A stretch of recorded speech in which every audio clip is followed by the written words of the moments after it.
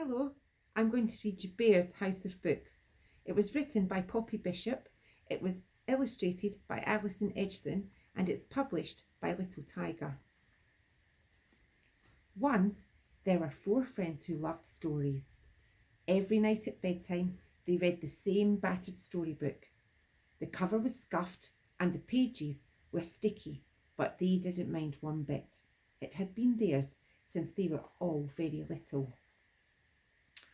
Wouldn't it be nice, said Mouse one day at breakfast, to read a new book? A new book, cried Fox. But where would we get one? Maybe you dig them up like potatoes, said Hedgehog hopefully. I know, cried Rabbit. They fall down from the sky like shooting stars. Let's go on a book hunt to find out, said Mouse. So they packed some jam sandwiches and set off through the woods. The friends searched the woods high and low. This is silly, grumbled Fox after a while. You can't just find books. Then what's that? Said Hedgehog, pointing at something red under a bush.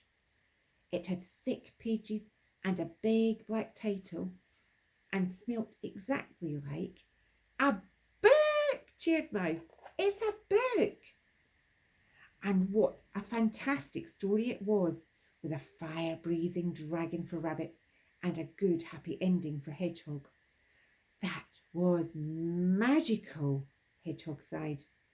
It's my favourite story, declared Fox.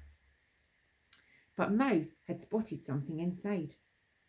This book belongs to Bear, the twisted oak, thorny lane on the other side of the woods. Keep your paws off. Goodness, said Hedgehog, we'd better return the book at once. Can't we keep it just a little bit longer? Asked Rabbit. But the friends knew deep down that they couldn't.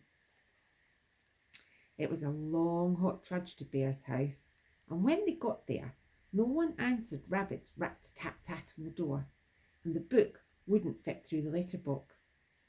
Now what will we do? Huffed Fox. Look, an open window, squeaked Mouse. The friends lifted up the heavy book and pushed it through the window, but Mouse forgot to let go and fell in after it. Bump, bump, whump. Ouch! Cried Mouse, landing on a huge pile of books. They were everywhere. Thin books, chunky books, funny books, sad books.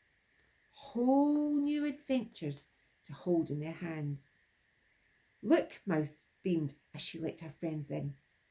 Wow, gasped Rabbit. So many adventures and happy endings, hurrahed Hedgehogs. Let's get reading at once, said Fox. Many wonderful stories later, the friends heard a thump. What's that? Gasped Fox. It was getting closer and louder. Someone's coming, hissed Rabbit. Oh dear, we've been very naughty, cried Hedgehog. This isn't our house, and these aren't our books. Quick, whispered Mouse. Hide. Bear clumped into the room. He sat down with a huff and reached for a book. Who's left sticky paw prints on this cover? He grumbled. And a whole jam sandwich in the middle, he rumbled. Who's been reading my books? We have, quavered four little voices. Scallywags, bellowed Bear, whipping back the curtain. How dare you touch my books?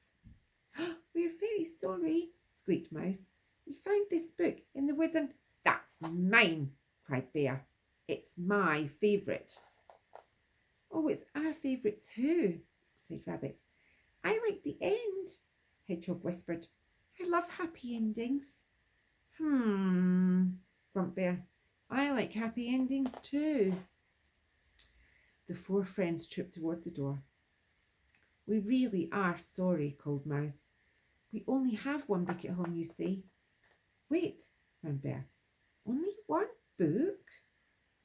He thought for a moment and then picked a storybook from the shelves. If you wash your sticky paws, You can stay and read with me. So Bear and the friends piled into an armchair and read the story together. They had so much fun. They read another and another until it was time to go home. Can we come again? Asked Rabbit. Said Bear. Then he smiled. I'd like that very much. So the next day, the friends all came back, and they even read Bear their own battered storybook. And that gave Bear a very good idea, because books are wonderful to read alone, but even better when they're shared. Bear created his own special library just for his friends to share. And they all read happily ever after. The end.